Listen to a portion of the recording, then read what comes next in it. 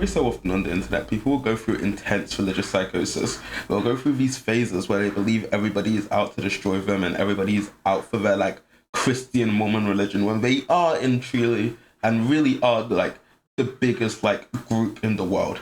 But they'll go through these phases where they believe people are like actively fighting against them and that people are just trying to destroy them and put them down, which is incredibly funny because of the way they treat everyone else in their like close vicinity, and not even close vicinity, near vicinity. They'll go through these religious rants on Twitter and X where they attack anybody who would even dare to say they're wrong.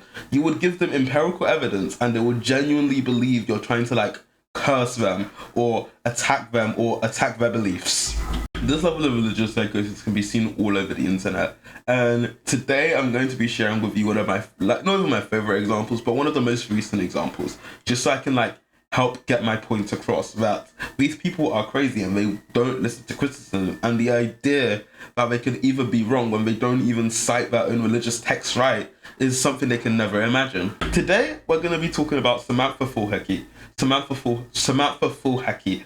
Yes, her name sounds like something out of like the Lord of the Rings, or the Magic of Gathering. But in reality, she is a student at an Oklahoma university.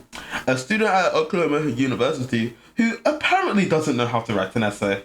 So what I'm going to do is I'm going to read out a bit of this essay so me and you can be both on the same level of understanding of why Samantha got awarded a 0. And that way we can both understand it's nothing to do with like the leftist agenda and pushing people away from like religion, and more to do with the fact that Samantha just isn't very smart. God made male and female and made us differently from each other, and for a purpose. God is very intentional with what he makes, and I believe trying to change that would only do more harm. Gender roles and tendencies should not be considered stereotypes. Women naturally want to do womanly things because God created us with those womanly desires in our hearts. The same goes for men. God created men in his image, of course, his courage and strength. And he created women in the image of his beauty. He intentionally created women and men differently from each other. It's frustrating to me when I read articles like this in discussion from my classmates with so many people trying to conform to the same mundane opinion so they do not step on people's toes. That is a cowardly and insincere way to live. It is important to use freedom of speech as we've been given it in this country. I won't lie to you, I struggled to read that because of the way she worded it. There's barely any punctuation in this block of like text. There's no paragraphs, there's just one continuous like blog. So I struggled to read that a little bit, but like I cut that out, so you guys don't even need to worry.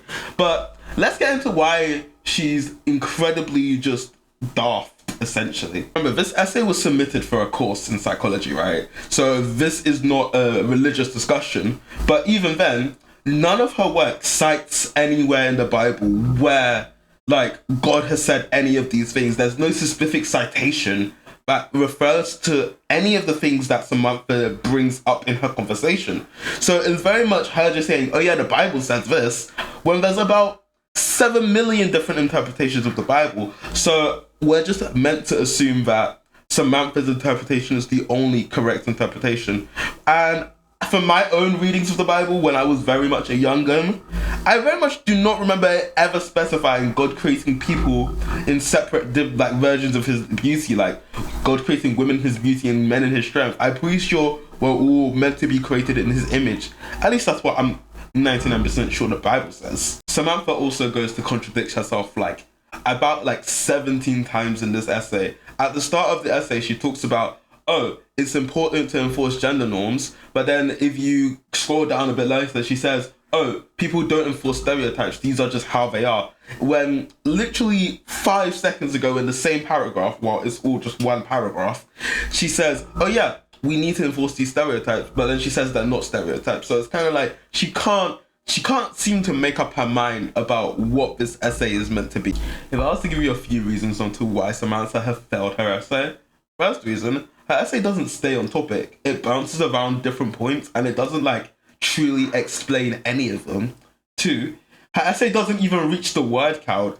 It was meant to be a 650 word essay. Samantha only wrote 630 words and it was meant to exceed that. So 650 is the minimum she was needed to at least get a passing grade. Which fourth reason would have to be the fact it just doesn't stay on topic for what the essay was about. This is a psychological paper. It's not like it was a theology or philosophy class. This is a psychology class that she couldn't just stay on topic for. But yeah, those would be the reasons I believe Samantha would have failed, right? But luckily, what we have here is we have her professor's exact breakdown on why she failed. So you know, I'm gonna read this out so we can both understand that this professor doesn't have anything against Samantha. Malkuth, the professor of this course, seems to be a very reasonable person. But like, here we go.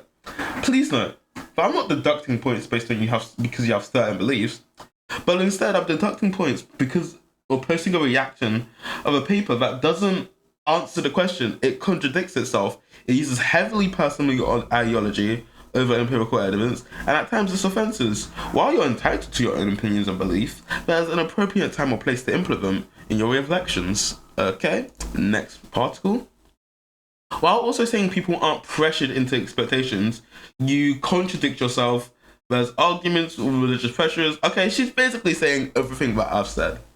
But it doesn't change the fact that every major psychological, medical, pediatric, and psychiatry association acknowledges biology and psychology in sex is neither gendered nor binary.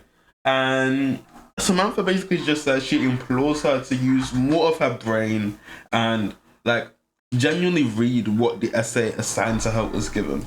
And of course you could be like, okay, Samantha in general and her professor might have beef, so there was never going to be any chance of like this being like taken easily and like them not arguing over it. But apparently teachers on Twitter, X, Reddit, TikTok have all come together and said that her essay very much just doesn't hold a candle to what needs to be written.